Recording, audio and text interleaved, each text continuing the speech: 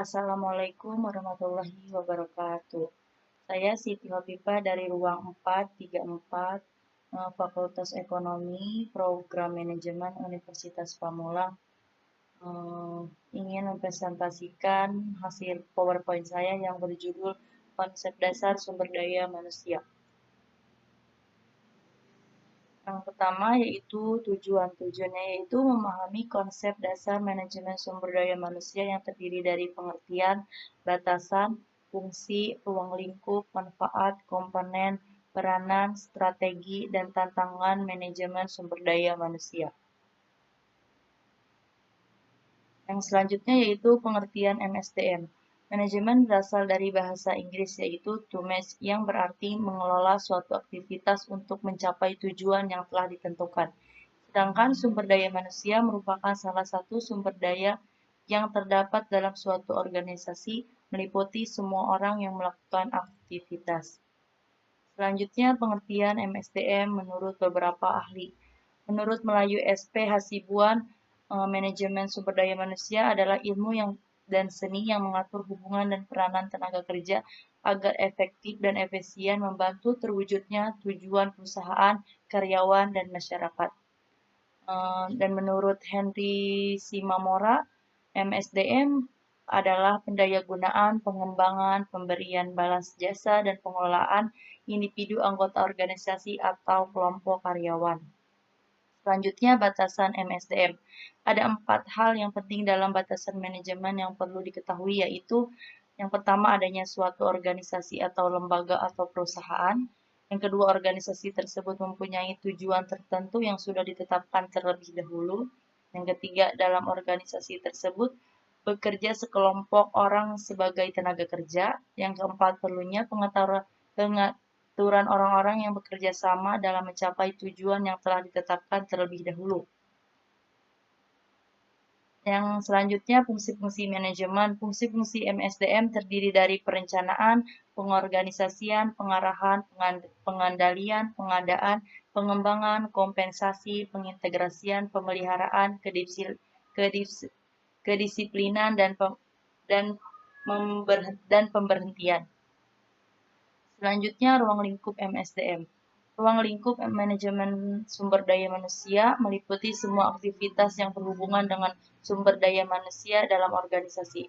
Aktivitas-aktivitas yang berkaitan dengan MSDM ini secara umum mencakup yang pertama rancangan organisasi, yang kedua stepping, yang ketiga sistem reward, tunjangan-tunjangan, dan pematuhan, yang keempat manajemen performansi, yang kelima pengembangan pekerja dan organisasi, yang keenam komunikasi dan hubungan masyarakat. Yang selanjutnya, pentingnya MSDM. Pentingnya MSDM dapat disoroti dari berbagai perspektif. Moses Kigundu misalnya menyoroti relevansi dan pentingnya MSDM dari 4 perspektif, yaitu perspektif politik, perspektif ekonomi, perspektif teknologi, dan perspektif sosial. Selanjutnya, pendidikan dan MSDM. Peningkatan kualitas dapat diwujudkan melalui pelaksanaan pendidikan. Layanan sekolah dapat dikatakan bermutu atau berkualitas jika dibuat secara sederhana tetapi penting dan memenuhi standar. Manajemen sumber daya manusia atau Human Resource Management dalam rangka meningkatkan kualitas pendidikan adalah sangat penting artinya. Oleh karena itu, setiap lembaga pendidikan atau organisasi yang ingin berkembang maka harus memperhatikan sumber daya manusia dan mengelolanya dengan baik agar tercipta pendidikan yang berkualitas. Nah, selanjutnya komponen dan peranan MSDM. Tenaga kerja manusia pada dasarnya dibedakan atas pengusaha, karyawan, dan pemimpin. Yang selanjutnya peranan manajemen sumber daya manusia. Yang pertama menurut Dr. Andes H. Melayu SP Hasibuan, bahwa peranan manajemen sumber daya manusia adalah mengatur dalam menetapkan program kepegawaian yang mencakup masalah. Yang kedua, menetapkan jumlah, kualitas, dan penempatan tenaga kerja yang efektif. Yang ketiga, menetapkan penarikan, seleksi, dan penempatan karyawan. Yang keempat, menetapkan program kesejahteraan, pengembangan, promosi, dan pemberhentian. Yang kelima, melaksanakan pendidikan, latihan, dan penilaian prestasi karyawan. Yang keenam, mengatur pensiun, pemberhentian, dan pesangon. Selanjutnya, pentingnya manajemen sumber daya manusia dalam meningkatkan kualitas pendidikan di antara lain. Yang pertama, sumber daya manusia atau tenaga kerja merupakan faktor sentral dalam pendidikan. Yang kedua, guru merupakan sumber daya insasi yang sangat penting peranannya dalam mendidik dan mengajar. Yang ketiga, manajemen sumber daya manusia termasuk salah satu bagian dari manajemen sekolah. Yang keempat, sumber daya manusia merupakan faktor penting bagi keberhasilan suatu sekolah. Yang selanjutnya, ruang lingkup MSDM.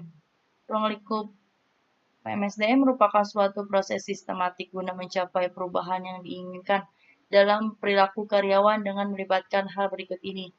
Yang pertama, human resource planning. Yang kedua, job analysis. Yang ketiga, recruitment and selection. Yang keempat, orientation and education. Yang kelima, performance evaluation. Yang keenam, compensation planning and rumination. Yang ketujuh, motivation, welfare, and health and safety. Yang kedelapan, industrial relation. Nah, selanjutnya, tujuan manajemen sumber daya manusia adalah untuk mengoptimalkan dari seluruh pekerja di dalam sebuah perusahaan atau organisasi ini. Sementara itu, tujuan khusus dari sebuah manajemen sumber daya manusia adalah untuk membantu para manajer fungsional atau manajer ini supaya bisa mengelola seluruh pekerja dengan cara yang lebih efektif. Yang selanjutnya, strategi MSDM merupakan suatu pertalian antara manajemen sumber daya manusia dengan tujuan dan sasaran strategi yang dimaksud agar dapat memperbaiki kinerja bisnis dan mengembangkan budaya organisasi. Hal ini dapat mendorong dan membantu untuk bereaksi, berinovasi, dan lebih fleksibel. Mengapa SDM harus dikelola? Jawabannya itu yang pertama, SDM menyebabkan sumber daya lain dalam perusahaan dapat berfungsi. Yang kedua, SDM dapat menciptakan efisiensi, efektivitas, dan produktivitas perusahaan. Yang ketiga, melalui MSDM yang efektif, mengharuskan manajemen atau pimpinan menemukan cara terbaik dalam mengendalikan orang-orang yang ada dalam lingkungan perusahaannya agar tujuan-tujuan yang diinginkan dapat tercapai. Nah, selanjutnya tantangan MSDM dalam bidang eksternal yaitu perubahan teknologi, peraturan pemerintah, faktor sosial budaya, pasar tenaga kerja, faktor politik, kondisi perekonomian, faktor geografi, faktor demografi, kegiatan mitra, dan kegiatan pesaing. Dalam ruang lingkup internal ada finansial, penjualan, servis, produksi, serikat pekerja, sistem informasi yang semakin terbuka, budaya organisasi. Sekian dari saya, kurang lebihnya mohon maaf. Wassalamualaikum warahmatullahi wabarakatuh.